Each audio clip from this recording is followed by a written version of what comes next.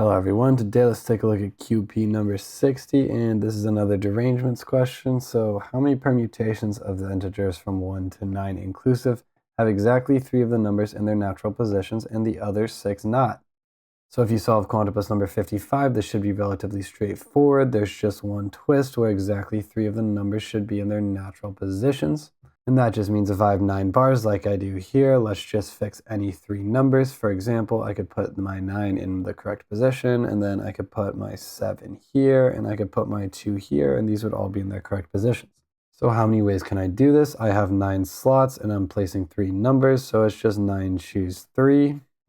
This is equal to 9 times 8 times 7 on 3 factorial, which ends up equaling 84.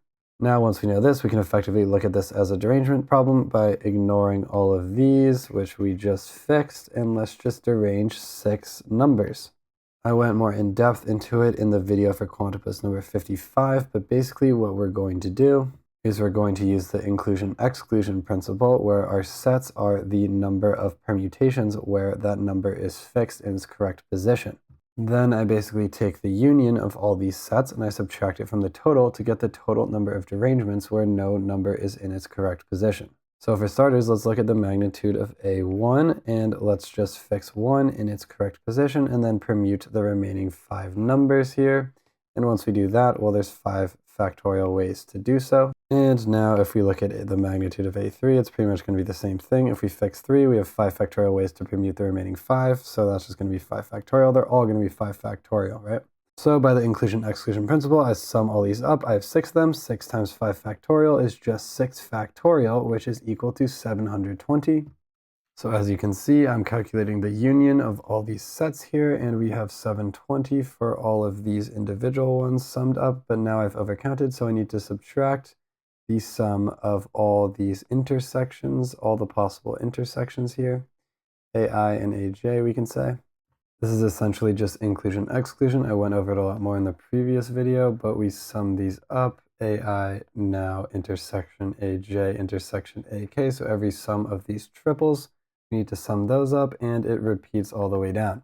Well, we've already solved for this when we have 6 elements. We got 720, so now let's solve for this. If I fix 2 elements, let's say 1 and 3, then I permute these in 4 factorial ways, and there are how many? 6 choose 2. Ways to choose are 2 elements, and then we multiply them by 4 factorial.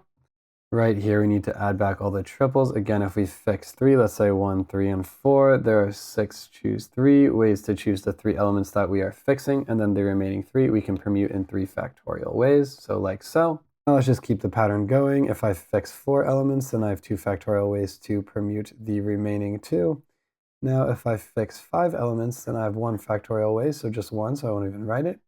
Now if I fix all 6, well, there's obviously just 1 way to permute that. Now let's just quickly calculate all these. 6 choose 2 is just going to be 6 times 5 on 2 is going to be 15. This is going to be 24. Then we're going to get 360.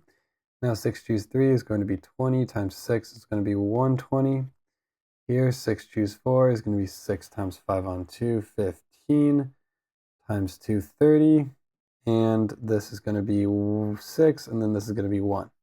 So now once we end up doing all this addition, we end up with the number 455. So this is our union, but we are not done. We need our derangements, D6. Derangements are the total number of permutations, which are going to be 6 factorial, which we already figured out was 720, minus 455, because this represents the number of permutations where any number is in its correct spot.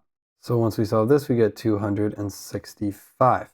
Now all we have to do is multiply this original 84, where we were choosing our 3 original fixed elements that we then crossed out, and then we multiply by D6, the number of derangements of 6 elements. And when you actually multiply 84 by 265, let me do it on a calculator, you're going to get 22260.